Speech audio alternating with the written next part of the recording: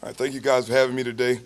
We felt like our defense got off to a good start in the game, and we'll give a lot of credit to UCF for winning the football game. But we felt like our defense got off to a good start. Unfortunately, our offense did not. Once we did get the momentum, it was quickly shifted by our special teams kickoff return for touchdowns. Actually, both times we grabbed the momentum in the game, UCF responded with a touchdown or major play in the game. As I looked at the numbers after the game, I was frustrated and I was disappointed in a lot of the things that went on because I hadn't seen the tape, but I was able to look at the numbers. The first thing that jumped off the stat sheet at me, of course, was the reason why the game was not won was our turnovers. 5 turnovers to their 2 turnovers, that our defense did a good job of creating those 2 turnovers.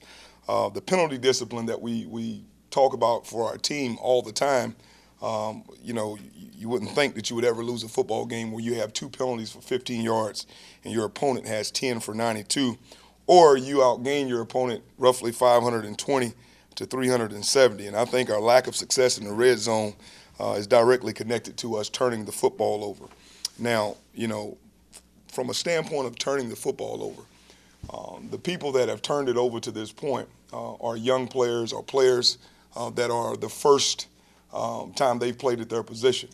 And we know that we would have some growing pains. We didn't think that the growing pains would last this long or they would be this many.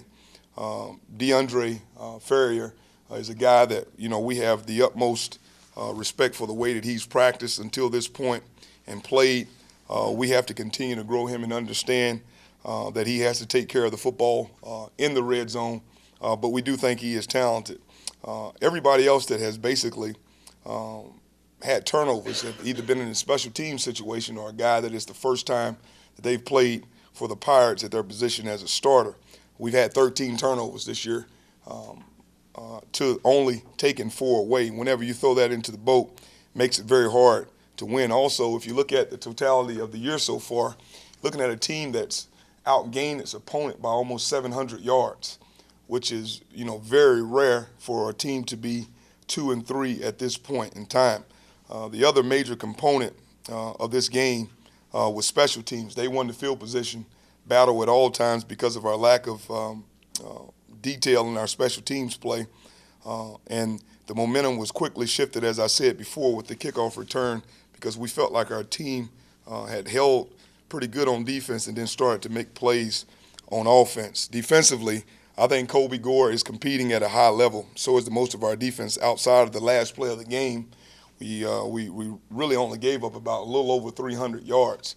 When you give up 300 yards in a football game against a tempo team and a team with a great coordinator like they have and some of the talent that they have, that should be good enough to win a football game, especially when you gain the way you gained. We understand our issue and our problem. Our problem is we're going to have to lean on our leadership, whether it be Zay Jones, Jimmy Williams, James Summers, to have a great relationship with some of our younger players and our players in the first-time positions that they haven't been in, that have turned the ball over. And we can't beat those guys up emotionally by telling them how much they've turned the football over. We just got to bring them in and make sure they understand the importance of what we're doing. There are small details in taking care of the football that we can do better as coaches as well. And it's all together is the way that we have to fix this problem that we have. When I say all together, there's a play, of course, where DeAndre decides on the perimeter to take a drop step and go back inside to the defense. The number one thing in that situation that he knows to do is to keep that ball on the perimeter, and if he keeps it on the perimeter, he will not be cutting back to the defense. And even if he is hit from inside and he's on the perimeter, he's likely to go out of bounds. Those things can be corrected, and those things will be corrected. I think that overall, what we have to make sure that we understand is that we have a good football team. And I have utmost faith and trust in our coaches, in our players, and we are moving forward. And speaking of moving forward, talking about a really, really good football team, USF has done a really, really good job of putting together some great offensive personnel and some great pieces on defense to be able to get what Coach Taggart wants. They also play with a lot of tempo, which gives our defense another chance to see some tempo, and we've practiced. Some of the stuff will be carryover that we have for a few weeks in a row, and I think that we're getting better and better at dealing with that. Defensively, they're going to cause us some. They're going to cause us some problems as well. They have speed. Deatrick Nichols, the cornerback, I've known for a long time, recruited him out of Miami, the Miami area, and number 10 in their front, probably their best players. At the linebacker position, Augie, of course, has been up for a lot of awards. He knows how to get the defense set. He not only does he know how to get the defense set, he plays fast from side to side. I know why he is the type of player he is, because he's going against all that tempo. Very intelligent team, very intelligent coaching staff. We have our work cut out for us this week, but together we're looking forward to the challenge. Our team is in a good, as good of a point as they could be in right now. After seeing the things that they saw on tape this past couple of days, it's been hard on us all. But like I said, together we will address some of those issues again, and we're going to continue to work to make sure the product is what it should be, and continue to work the good things that we're doing to try to keep those going, while at the same time trying to produce some better situations from taking care of the football and our special teams, one or two blunders that are happening week to week in different units. How did Corey and Phillips bounce back from their injuries on Saturday? We'll find out a little bit more about both of them, but we feel optimistic that we'll have them, and that's optimism. I'm not sure either way at this point. They both were in for treatment yesterday, and both seemed to respond to treatment. Coach, second half you elected to squib kick it instead of kick it off. Is that something you foresee to continue, or we go? No. We first thing that we were trying to do there is stop the bleeding. We felt like we had a major issue on two kickoffs in a row where the ball was being placed in the middle of the field where we wanted it, and R5 and R4 went inside. So what we wanted to do is keep it out of the speed's hand. We want that ball to land between the 30 and the 20 on the first hop. That's the detail of the kick, and it has to be done. And those are specialty kick, so that when it is landing at the 25-yard line, that means an up back is the one catching it and not the deep man. And also, it takes the up back out of the kick return. So it kind of throws a wrench in the kick return by having the up back carry it, and also not the fastest man on the field carrying it. Was that just a lack of execution? A complete lack of execution. Is there any more pressure on this next upcoming game than the last few? Yeah, I think there's pressure, and that's what it should be. That's what we signed up for. That's what we are here for. It should be pressure on the coach. It should be pressure on the players. But is it any more than it was last week? It is, because this is the next week, and we didn't win last week. That's what it is. All of us have a microscope that we continue to pull out when we don't do things the right way, and that's what we're doing. We're trying to make sure that we point out the things that we didn't do well. Thankfully, we're able to do a great job of researching ourselves, self-scouting us, not only from a scheme standpoint, but who's touching the football and where they're touching the football. And if you look at some of the things that we've done, they've done a good job in coverage in some different places. But when certain people touch the ball in the red zone, we've scored. When other people haven't touched the ball in the red zone, we've fumbled, and we've had other situations happen. So we have to continue to look at how we're getting the ball to certain people, and we're moving people around. But the pressure is good. It's good for our program. We don't expect to lose. We didn't go into the last week expecting to lose, nor the week before, nor the week before.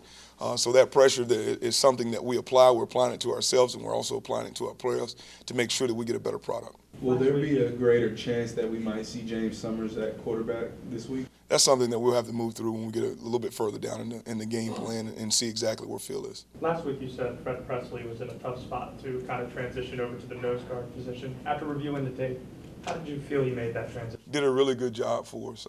He along with the rest of his colleagues at the position, did a good job of kind of covering up some of the spots that Demetrius can cover up by himself. We had two guys in there at times, whether it was 4 down or 3 down, taking care of that situation.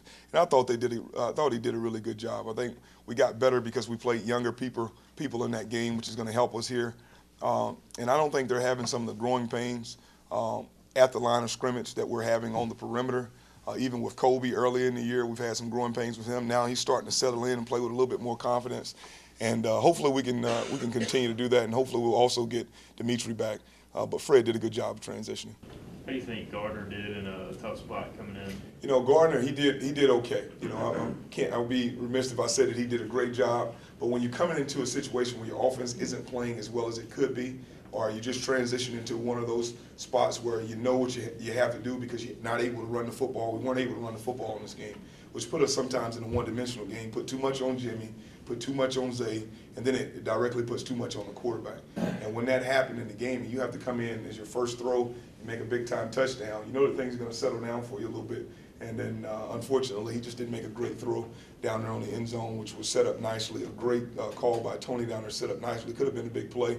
But that's what happens, you know, when you don't protect the quarterback or you have a situation don't go right and you bring a guy in trying to operate from your goal line or trying to operate the offense to win a game. That's not ideal for anybody to come in.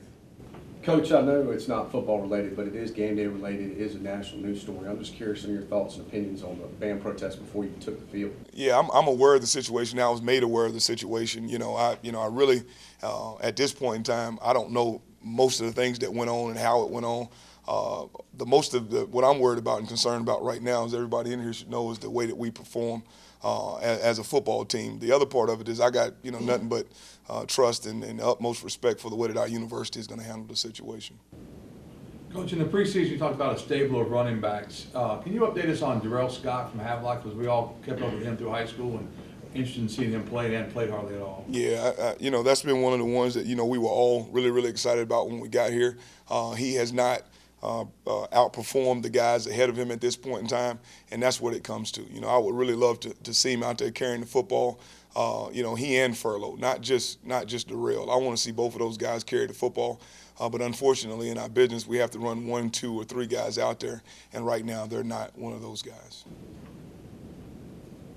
Has there been any consideration to putting some kind of power package together when you get down to the 2-yard line, 1-yard line under center, as opposed to? Yeah, the hardest part about putting the power situation together is that you have to have tight ends to go in the game, and right now we don't have the position of this.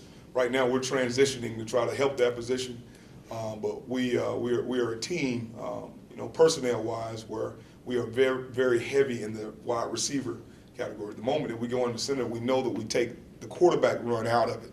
And if you go in the center without tight ends and taking the quarterback run out of it, you're going to have a very, very hard time of moving the ball whatsoever, because they can not only key your back, but they also can play the edges without big men on the edges to take care of what we have. So we just don't, right now with our situation at offensive line and our depth at offensive line, and then are only carrying just a few tight ends and a couple of tight ends that are first-time players or even true freshmen, very hard for us to get down in some of those sets that we like to get in down there.